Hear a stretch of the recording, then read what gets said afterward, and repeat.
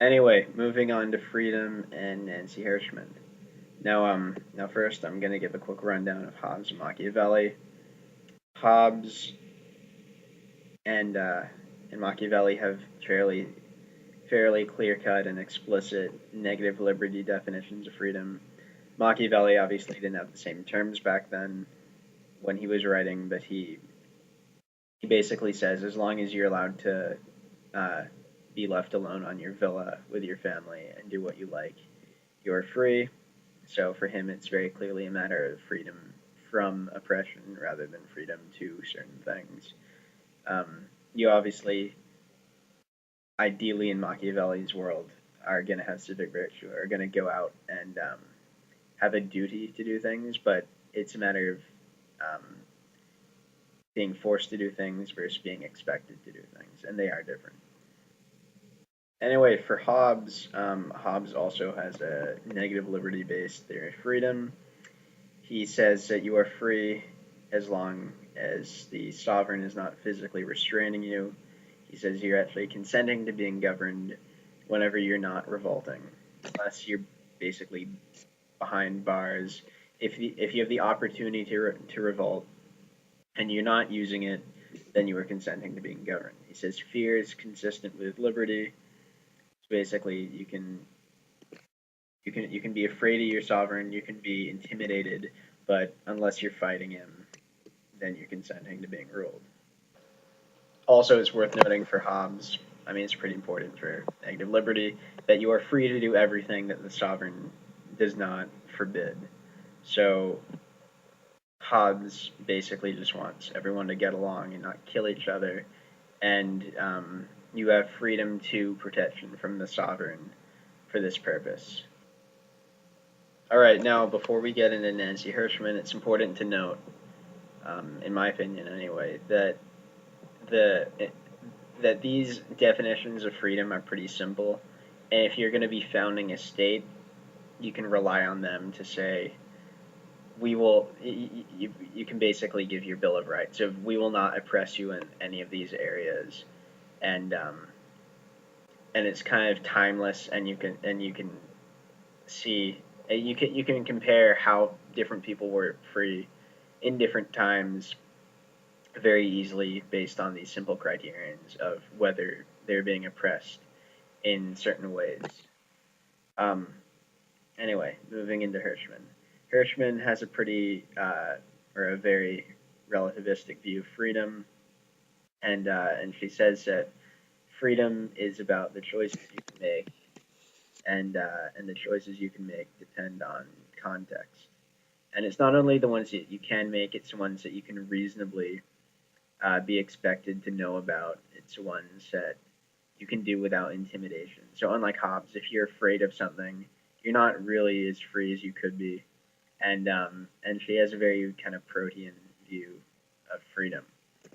And I could go more into this, but the point is when we're comparing them with Hobbes and Machiavelli, is that Hobbes and Machiavelli wouldn't really be able to make heads or tails with this view of freedom. They would say, yes, you're right. Um, we agree on that if you're flat out being oppressed in certain ways, um, then we have common ground. But they wouldn't really understand the whole idea of so, social construction in terms of I'm not free um, if I don't have, for example, subsidized health care for my kids. So being worried about kids or not being able to have time to plot out a career path that she talks about in her chapter on welfare would not strike Hobbes or Machiavelli as a lack of freedom, but rather a lack of choice that not everyone would have anyway.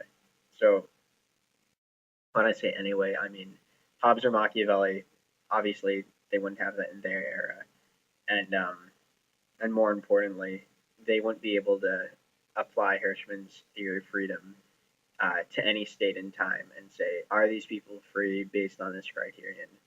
You don't know. It's with Hirschman, it's always a kind of it depends.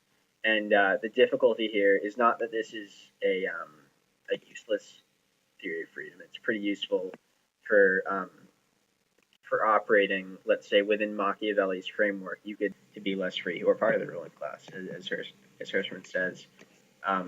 You construct both ways. But anyway, Hirschman's theory of freedom is something that is constantly something you need to reevaluate. You're always saying, can they be more free? Or can they be less free?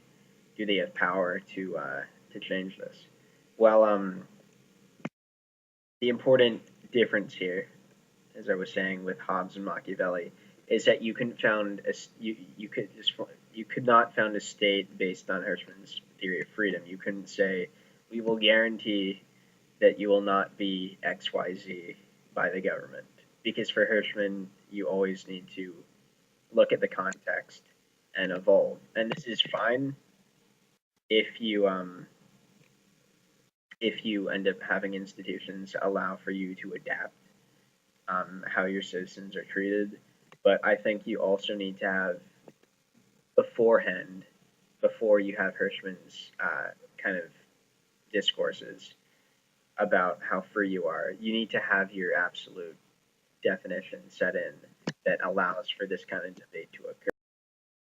Now, what worries me about Hirschman's theory of freedom is that if you subscribe to a kind of negative liberty view, and you have people like Hirschman constantly reevaluating what freedom is, then you can't really rest. Given the power of the word freedom, if you're constantly told that someone isn't free, you're going to want to do something about that until they are free. But if you're like Thoreau, I mean, we can remember when he said, "I'm not responsible for the successful working of all of society," and I was not born to be forced. You don't want to constantly be forced to adapt. You want to be you want your right to be left alone. And if someone's always saying that you're somehow making them unfree and need to adapt to facilitate them, then you end up needing to do a lot of work. It becomes a positive liberty it becomes a positive liberty versus negative liberty problem. And so that's what I worry about with Hirschman, and that's what you can allow for within the context of Machiavelli's government, but not really with Hobbes. Anyway,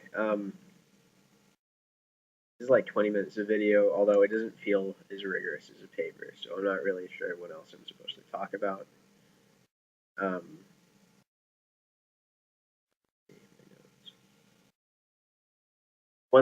Okay, sorry.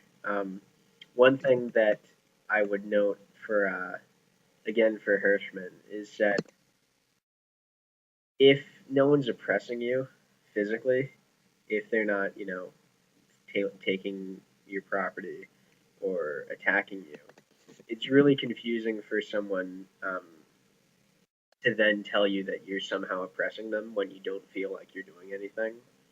So you have all of these contexts, and let's again use Thoreau. Hirschman, in her chapter on welfare, said that Greta would be more free if there was subsidized and standardized professional care for kids.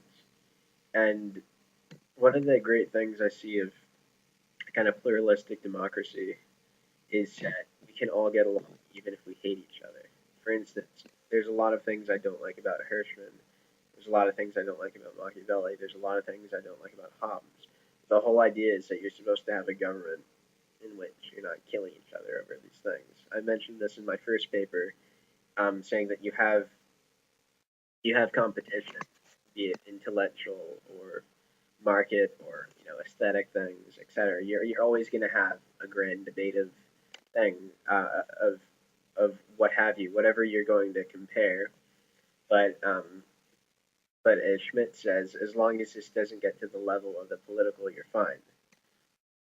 Anyway, I hope this was a somewhat suitable substitute for a paper. I would have liked to have written an epic poem, but that was not in the cards. I'm not really very good at writing poems, so that was a little too ambitious, I guess. I hope this was somewhat interesting, and thank you for watching. Anyway. Have fun grading 70 other papers.